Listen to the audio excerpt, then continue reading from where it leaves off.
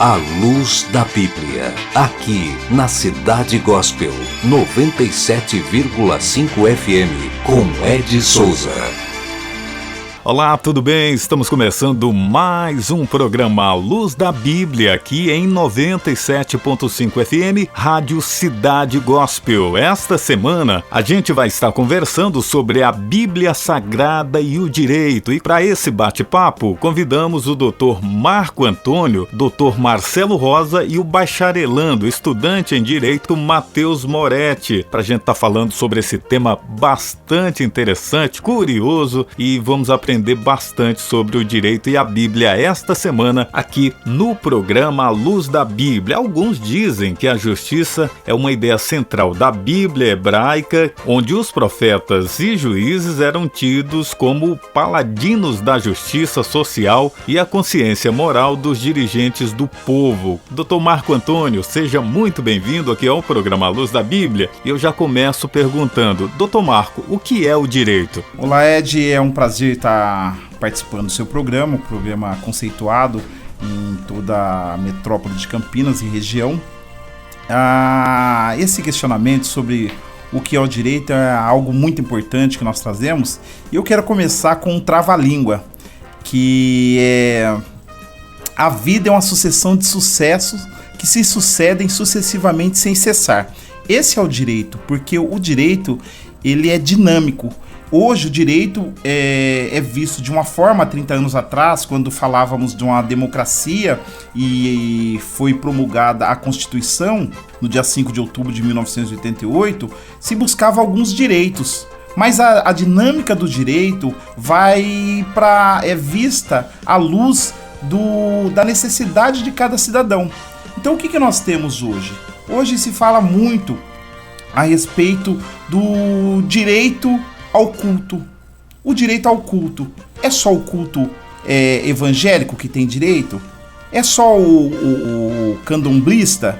Então nós temos vários tipos de culto, mas são direitos que, misturado a algumas religiões ou todas as religiões, busca essa democracia à luz da Bíblia também. Então nós temos alguns direitos que são revelados a nós cristãos, que estão inerentes dentro de tanto da Constituição como das leis e biblicamente falando também.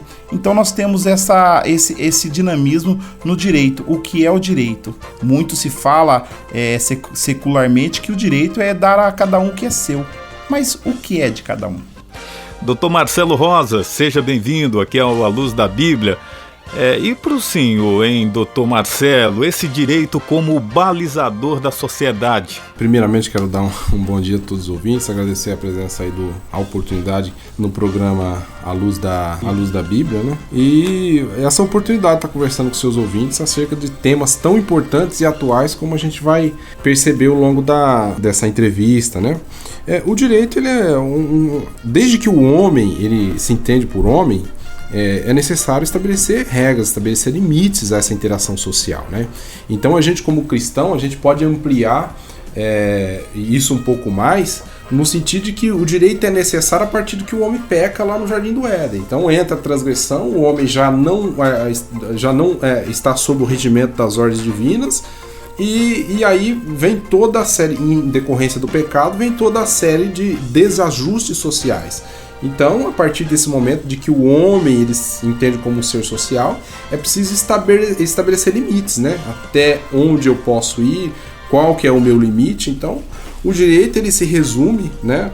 Como bem explicitado aí pelo Dr. Marco Antônio, que ele é dinâmico. Por quê?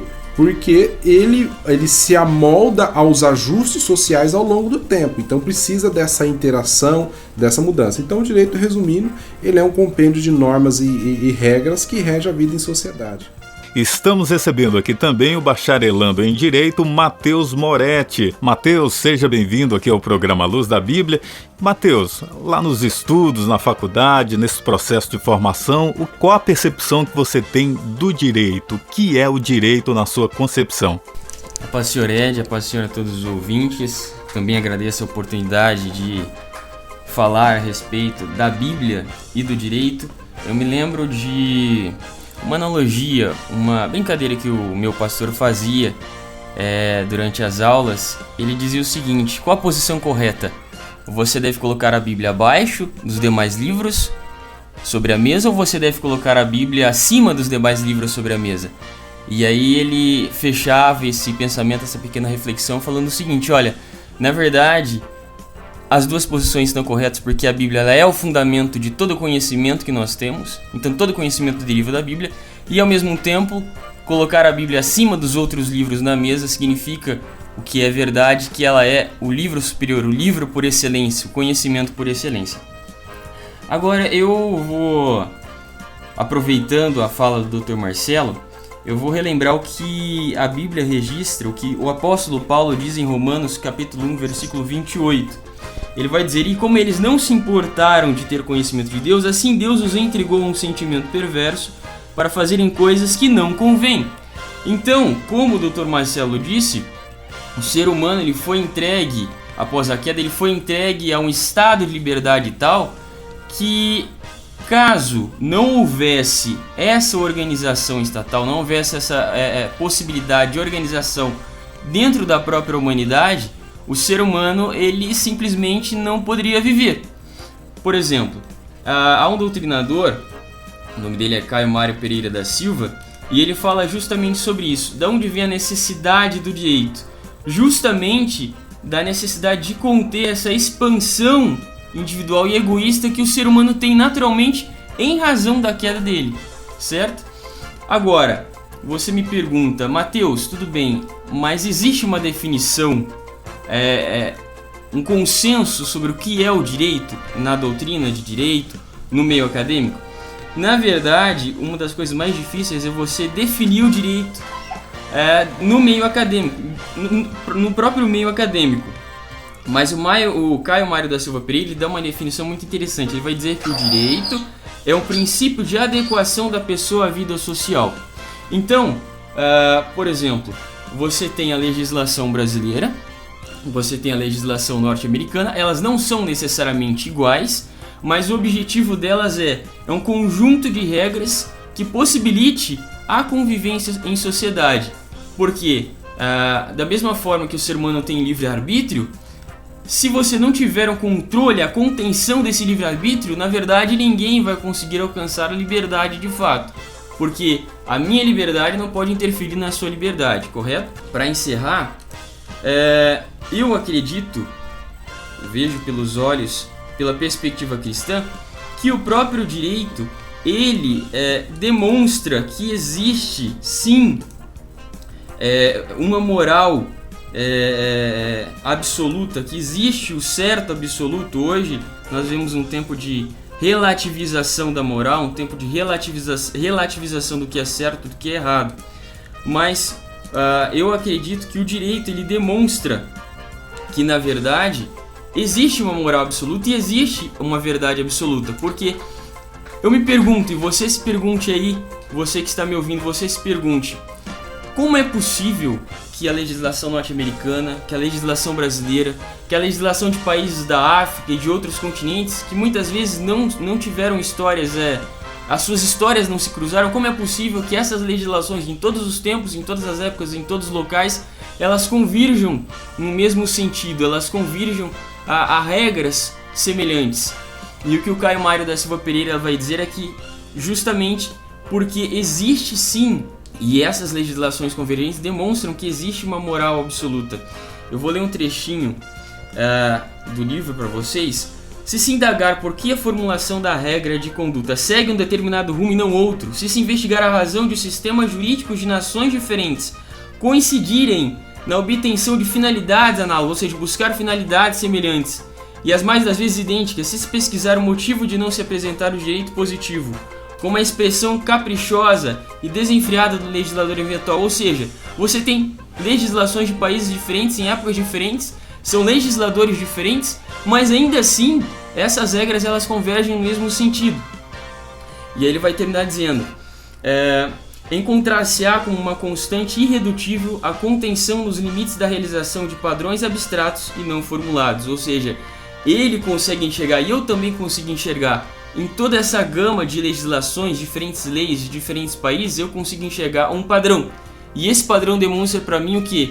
Que a presença da lei de Deus, a presença da moral instituída pelo próprio Deus nessas diferentes legislações. A gente conversa sobre o direito e a Bíblia Sagrada, sob uma perspectiva cristã, com os doutores, o doutor Marco Antônio, o doutor Marcelo Rosa e o bacharelando em Direito, Matheus Moretti. Doutor Marco Antônio, e quando o direito, esse direito que a gente conhece, ele é reconhecido como uma ciência jurídica e social e começa a trabalhar com essa ideia de um moderador da sociedade?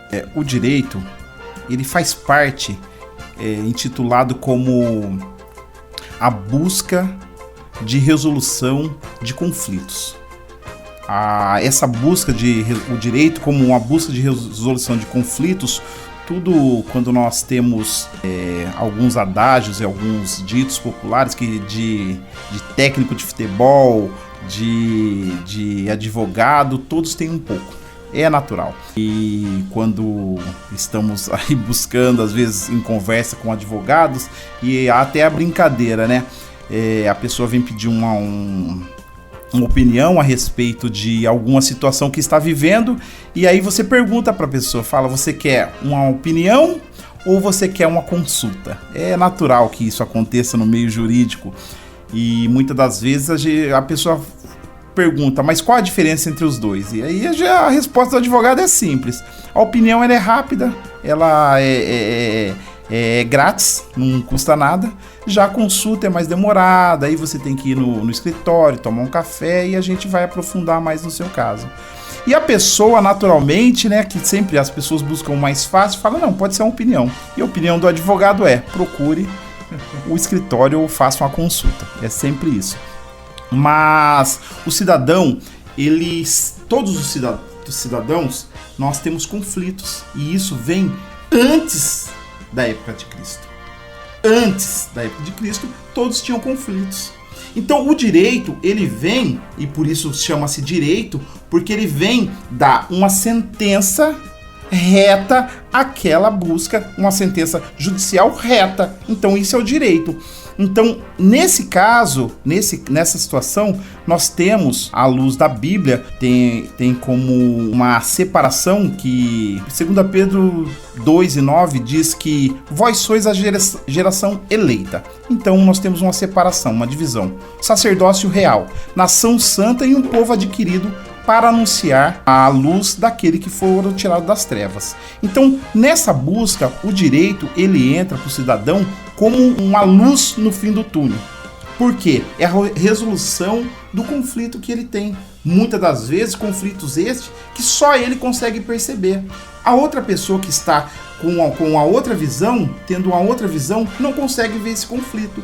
Mas aí o direito entra para separar o que é certo e o que é errado naquele momento, dentro de uma dinâmica diferente. Então o cidadão, ele busca onde? Sempre o direito. E qual a sua visão em relação a essa pergunta, doutor Marcelo Rosa? Então, Ed, essa questão é uma questão histórica e, como o doutor Marco falou, é até difícil você pontuar o momento exato do surgimento do direito como uma ciência jurídica, né? Por quê? Porque o direito ele é tão antigo quanto a própria sociedade, né? Agora, nós temos sim algumas compilações, né, de regras muito antigas. A Bíblia Sagrada, por incrível que pareça, né, é o fundamento aí de todo, praticamente, o nosso direito anglo-saxão. Grande parte aí dos 10 mandamentos da lei dada por Deus a Moisés, nós vamos encontrar correspondência dela no nosso ordenamento jurídico de um modo geral. Então é difícil pontuar uma data exata do surgimento do direito como uma ciência jurídica, mas eu pontuo que ele é tão antigo quanto a convivência em sociedade. Doutor Marcelo, nós podemos fazer uma correlação do direito como ciência e a Bíblia Sagrada, assim, guardada, claro, a devida proporção, o direito reivindicado na Bíblia por alguns personagens, algumas figuras, ele se assemelha a essa justiça que nós temos hoje, a justiça secular? Com certeza, como eu disse para você, a Bíblia é uma base, é um fundamento para o nosso ordenamento jurídico. Se você analisar lá os 10 mandamentos, não matarás. É o artigo 121, né? Claro que está tipificado de uma forma diferente, mas é o artigo 121 do Código Penal. Quando a pessoa furtava e ela tinha que, depois ela era condenada, ela, de acordo com a lei de Moisés, ela tinha que reparar o dano. Foi exatamente isso que Zaqueu ele declara para Jesus na conversão dele. Ele fala: se eu defraudei alguém, eu restituo quadruplicadamente, 4 vezes mais. Isso aí nada mais é do que a reparação do dano que a gente tem no ordenamento civil, né? Hoje, aí, se você ampliar isso aí para a esfera política, né, no direito administrativo, o crime de improbidade administrativa, quando o político, se Zaqueu era um político, né, ele de alguma forma ele lesa o Estado, ele lesa ali o erário, ele tem que reparar dentro da ação de improbidade. Então, o direito, a Bíblia Sagrada, aquilo que foi estipulado por Deus, né, dentro da Bíblia Sagrada ali, as regras que existem dentro da Bíblia Sagrada, ela se irradia por todo o nosso ordenamento jurídico, seja na esfera penal, na esfera civil, né? Então a gente tem grande parte dos princípios bíblicos aplicado em regras e normas dentro do nosso ordenamento jurídico atual. A Bíblia, ela é muito atual. Depois, mais para frente, inclusive até a gente vai ver isso aí ao longo da entrevista, quão atual é para os dias de hoje aquilo que a Bíblia traz, relação a julgamento e uma série de outras coisas. Então a Bíblia, ela é muito atual. A gente conversa sobre o direito e a Bíblia Sagrada, sob uma perspectiva cristã, com os doutores, o doutor Marco Antônio, o doutor Marcelo Rosa e o bacharelando em Direito, Matheus Moretti. Doutor Marco Antônio, e quando o direito, esse direito que a gente conhece, ele é reconhecido como uma ciência jurídica e social e começa a trabalhar com essa ideia de um moderador da sociedade?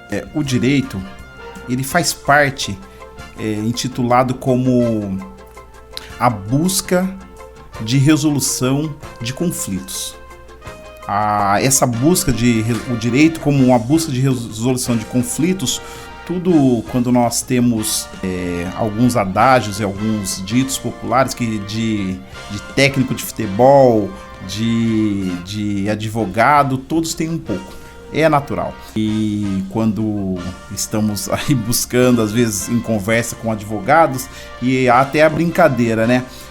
A pessoa vem pedir uma opinião a respeito de alguma situação que está vivendo, e aí você pergunta para a pessoa, fala: você quer uma opinião ou você quer uma consulta? É natural que isso aconteça no meio jurídico, e muitas das vezes a pessoa pergunta: mas qual a diferença entre os dois? E aí a resposta do advogado é simples. A opinião, ela é rápida, ela é grátis, não custa nada. Já a consulta é mais demorada, aí você tem que ir no escritório, tomar um café, e a gente vai aprofundar mais no seu caso. E a pessoa, naturalmente, né, que sempre as pessoas buscam o mais fácil, fala: não, pode ser uma opinião. E a opinião do advogado procure o escritório ou faça uma consulta. É sempre isso. Mas o cidadão, todos os cidadãos, nós temos conflitos, e isso vem antes da época de Cristo. Antes da época de Cristo, todos tinham conflitos.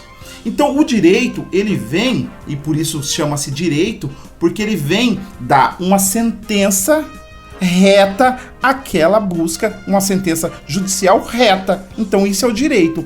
Então, nesse caso, nessa situação, nós temos, à luz da Bíblia, tem como uma separação que, 2 Pedro 2:9, diz que vós sois a geração eleita.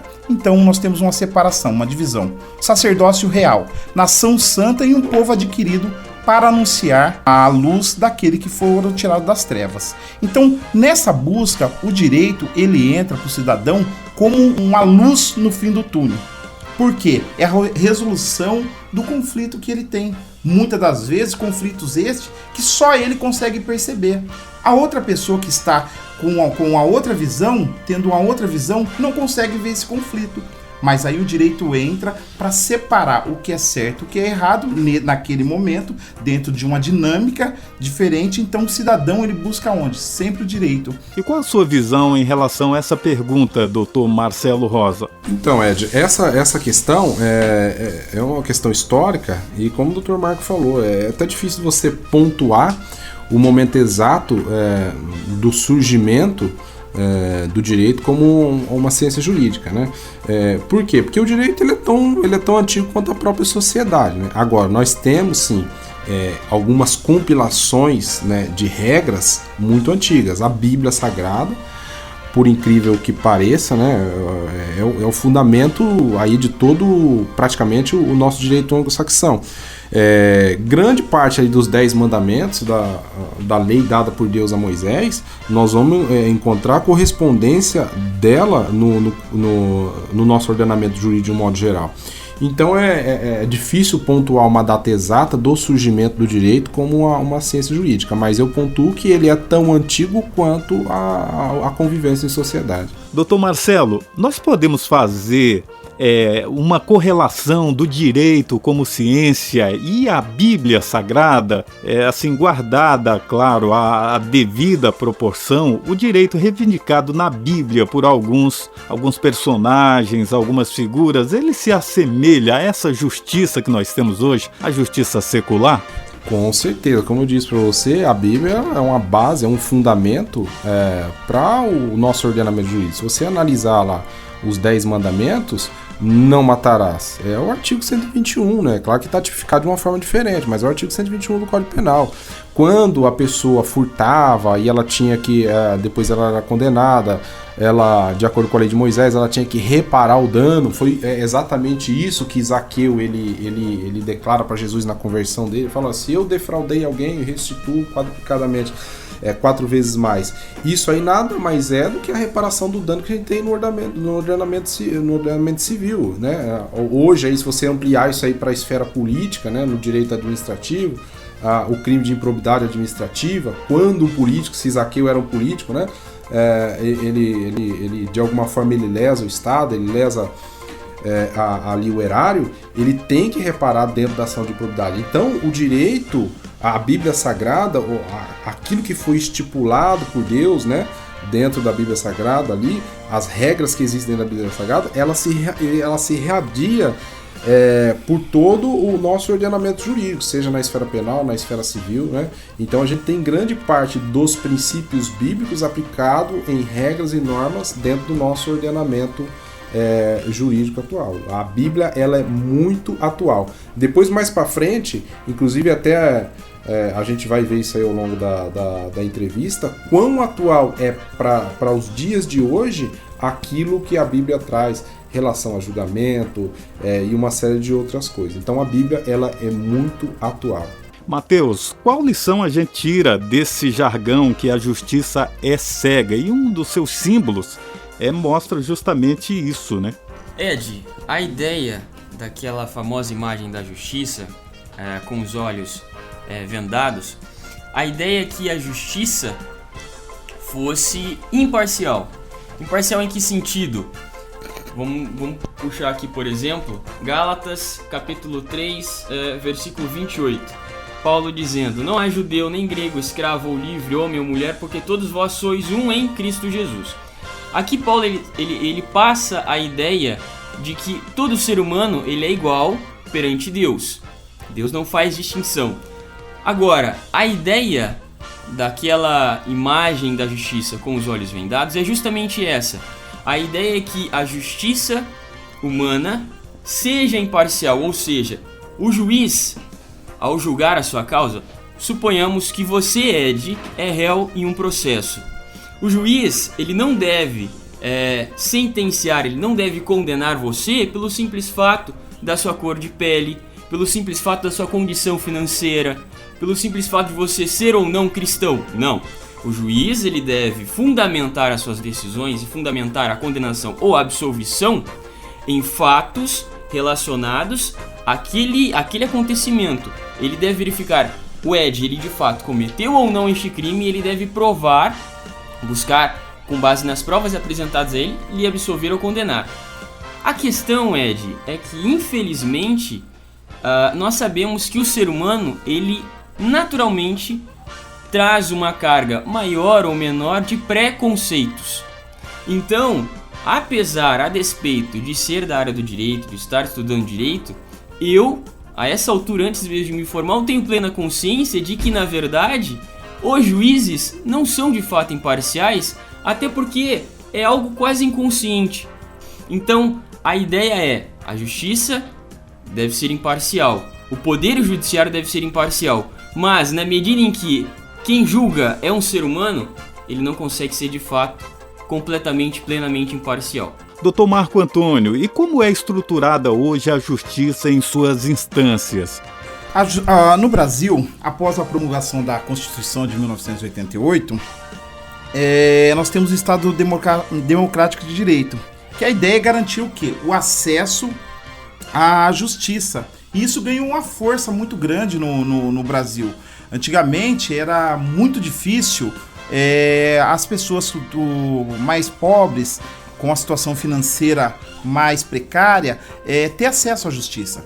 Agora nós temos, inclusive no estado de São Paulo, abarcado por todas as varas judiciais, no estado de São Paulo nós temos a Defensoria Pública. E isso, até no sentido de informação aos ouvintes, que as pessoas hoje, elas não tendo condições de ser patrocinados por advogados particulares, a Defensoria Pública abarca essas necessidades e atende a todas essas pessoas. Então nós temos, no âmbito judicial e administrativo, assegurados a razoável duração do processo, os meios que garantem celeridade e a tramitação processual.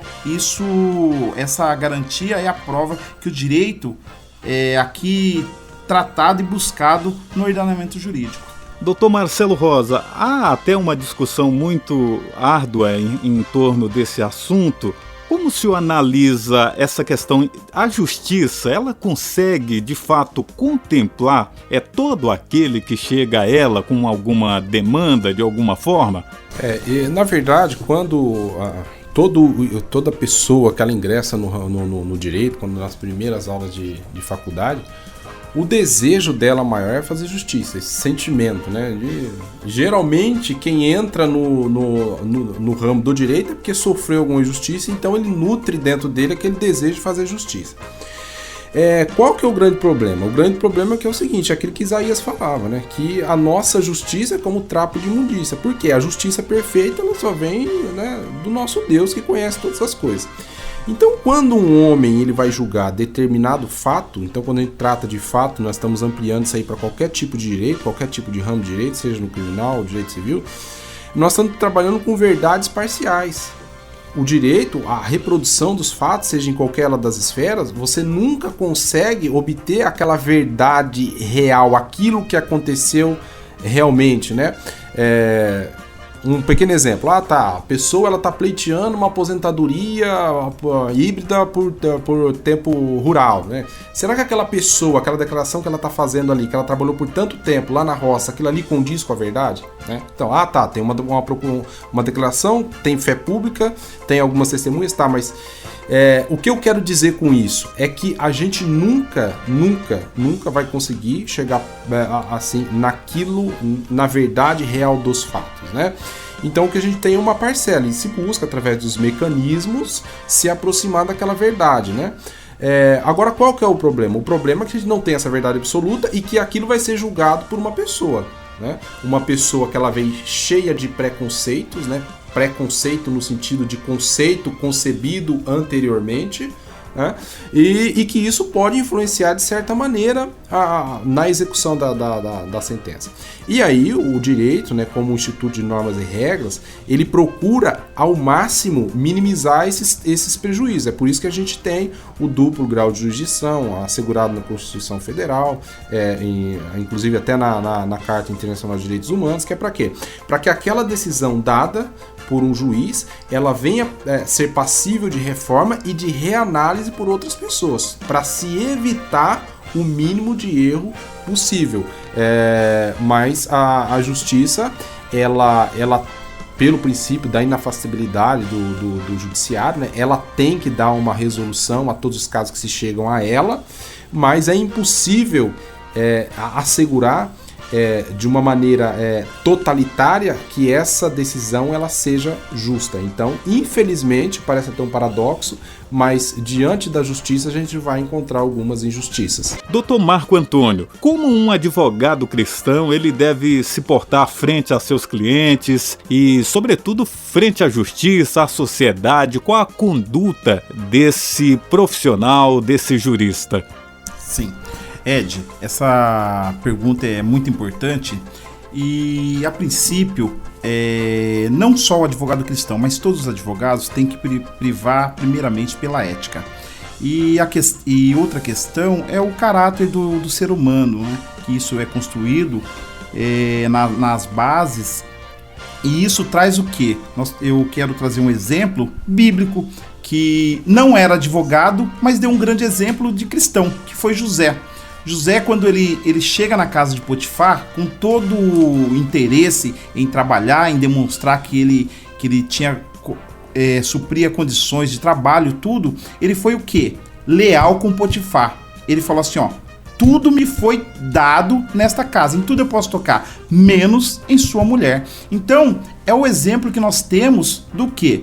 O advogado cristão, ele tem que ser primeiramente leal. Então nós temos que ter lealdade e transparência, tanto com o cliente, como no judiciário, perante juízes, promotores e outros advogados. Então, esse princípio da ética e da lealdade, elas andam junto. Então, todo advogado cristão ou não deve privar por essa lealdade, essa ética. Doutor Marcelo Rosa, o senhor acha que um advogado cristão ele pode recusar, defender algum cliente, alguma causa específica pelo fato de ser cristão? O advogado ele está distrito ao código de... Um advogado, né? Ele está distrito ao código de ética da Ordem dos Advogados do Brasil.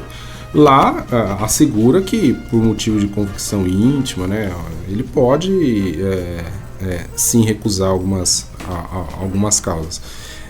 Se a gente ampliar isso aí para a questão do advogado cristão,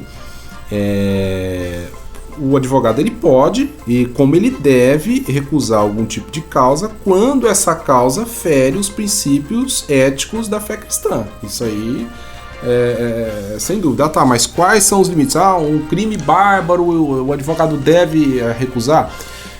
Assim, às vezes não é a dimensão da situação que você vai avaliar a recusa da causa, são os princípios que estão ali elencados. Às vezes a pessoa que ela cometeu um crime bárbaro, ela tem o direito de defesa dela, né? Ela tem ali os instrumentos necessários para assegurar a defesa dela. Às vezes o perigo está numa questão de discussão de briga de vizinho, entendeu? Aí o advogado ele não pode entrar ali na questão de querer falsificar prova, porque isso aí vai contra o princípio divino conhecido por ele através da Bíblia Sagrada. Então, eu acredito que o limite e a escolha em relação da causa que o advogado deve patrocinar ou não está relacionado à dimensão que ela alcança, mas sim aos princípios e os valores que estão elencados ali dentro daquela determinada disputa, né? Doutor Marco Antônio, certa vez o senhor me contou uma história de uma pessoa que perdeu uma quantia considerável aí por não aceitar os termos propostos pelo seu escritório de advocacia, e aí essa pessoa acabou amargando um enorme prejuízo por não aceitar aí, pagar quantias de honorários e tudo mais. O senhor tem visto, doutor, essa prática acontecer com certa frequência da não valorização do trabalho do advogado? Ed, nós aqui no escritório, nós temos uma linhagem da advocacia criminal, e na advocacia criminal nós ouvimos muitas coisas e, por ética, como eu comentei anteriormente, não divulgamos algumas situações. Tem um cliente que uma vez eu contei isso para você informalmente mesmo, que nós fizemos uma proposta para ele de uma questão de honorários, e quando eu falei o valor dos honorários, ele assustou. E diante dessa situação ele falou que jamais eu gastaria esse valor com um advogado, porque eu consigo resolver essa situação sozinho e tal. E ao final, depois ficamos sabendo, no desenrolar da história, que esse suposto cliente, ele perdeu 3 vezes mais o valor por não ser assistido por um advogado. E muitas das vezes a pessoa quer resolver algumas situações, alguns litígios na força, na marra, na briga. E hoje, no mundo que vivemos, a posição do judiciário e extrajudicial também é da conciliação, trazer tudo para a conciliação. Então devemos sempre conciliar, tentar de forma amena resolver esses litígios. Então nós temos que buscar sempre dessa forma, mas existe pessoas ainda que tentam resolver as coisas ainda na força, na briga. Nós estamos conversando sobre o direito e a Bíblia Sagrada, e para isso convidamos o Dr. Marcelo Rosa, Dr. Marco Antônio e o bacharelando Matheus Moretti. Matheus, você que está estudando direito, é cristão, como você interpreta 1 Pedro 2, do 13 a 14, que diz: sujeitai-vos a toda ordenação humana? Ed, como nós comentamos em algumas respostas anteriores, nós precisamos refletir sobre essa passagem dentro do contexto da natureza humana, dentro do contexto do que a própria Bíblia nos ensina sobre a condição humana. Então nós sabemos que o ser humano, ele se afastou de Deus. Houve a queda do ser humano no sentido de que ele se afasta de Deus, ele se desliga espiritualmente de Deus e ele passa a viver, desfrutar do seu livre-arbítrio, mas tendo essa natureza humana pecaminosa. Então a busca dele é eminentemente por satisfação dos seus desejos, satisfação das suas vontades. A questão, Ed, é que se você, por exemplo, ler ali as primeiras páginas do livro de Gênesis, você vai perceber que naquela época ainda não existiam estados como nós conhecemos hoje. Você não tinha essa estrutura organizacional da sociedade.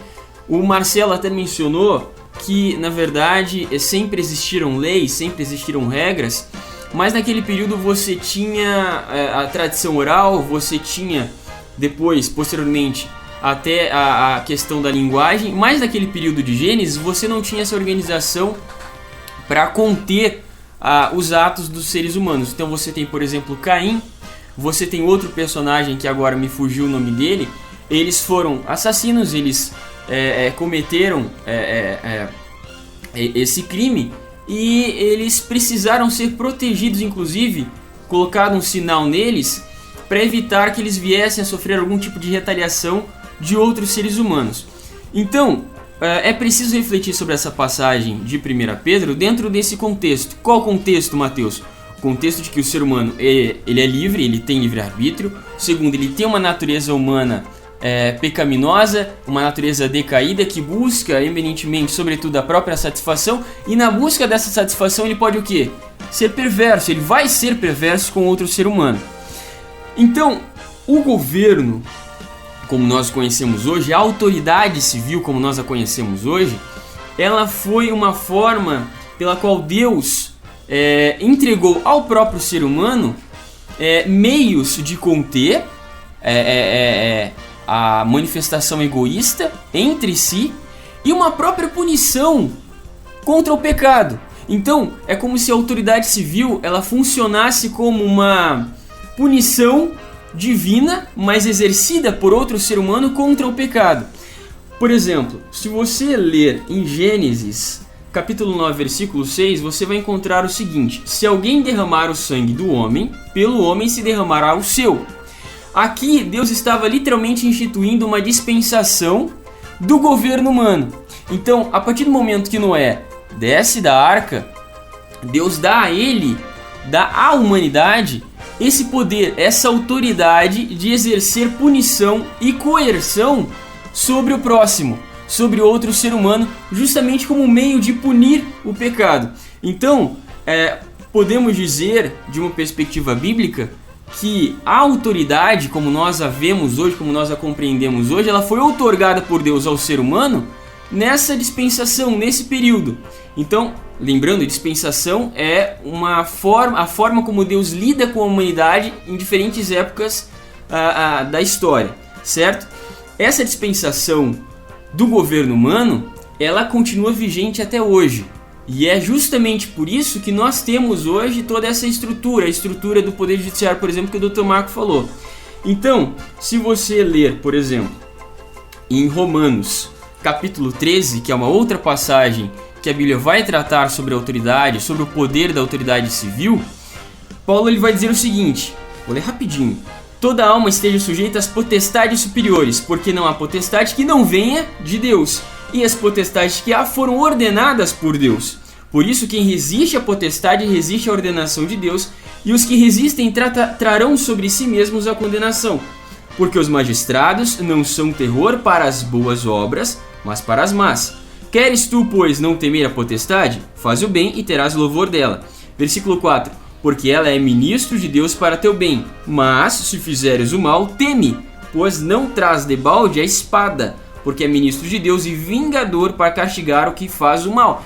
Dr. Marcelo Rosa, nós vamos fazer um programa especial sobre o julgamento de Cristo. Eu sei que o senhor tem muito subsídio em relação a isso, mas só para dar uma pincelada, um espólio em relação a esse assunto, quais os erros assim que o senhor acha que foram gritantes no julgamento de Jesus aos olhos da justiça como é concebida hoje? Por exemplo, em relação à defesa, nós mencionamos que Jesus não teve nenhuma testemunha ao seu favor, né? Só teve as testemunhas depondo contra. E o que assegurava, né? Lá em Deuteronômio 19:15, diz que uma pessoa só poderia ser levantado testemunho contra alguém, tá lá em 19:15, por qualquer iniquidade, qualquer pecado, seja qualquer que for o pecado que cometeu, pela boca de 2 testemunhas ou pela boca de 3 testemunhas se estabelecerá o fato. Então, assim, o fato só estabeleceria no mínimo por 2 testemunhas. E essas testemunhas, elas tinham que ter um depoimento em consonância, não um depoimento em dissonância, como aconteceu no julgamento de Cristo, né? Estamos chegando aos finalmente. Eu gostaria de agradecer sobretudo o Dr. Marco Antônio por nos receber e dar uma lição de direito, cidadania, interpretação fazendo essa correlação com a Bíblia durante esta semana aqui na 97.5 FM. Ed, eu que agradeço, juntamente com os meus colegas de trabalho, a oportunidade de manifestação do direito e conhecimento de todos os seus ouvintes, que acredito que acompanham muito, e esse tema é bastante relevante e sucesso aí nesse programa que eu sei que já tem e vai aumentará. Matheus Moretti, muito obrigado, Matheus, foi excelente a sua contribuição. Ed, eu agradeço também pela oportunidade de estar nessa roda de conversa sobre a Bíblia, sobre o direito. Agradeço a você por me dar essa oportunidade. Dr. Marcelo Rosa, obrigado. Ed, quero te agradecer a oportunidade aí de abordar temas tão interessantes aí, né? Em relação ao direito, à Bíblia Sagrada, né? E os pontos foram aqui abordados. Obrigado aí pela oportunidade. Espero ter saciado um pouco aí a curiosidade dos seus ouvintes. A Luz da Bíblia, aqui na Cidade Gospel, 97,5 FM, com Ed Souza.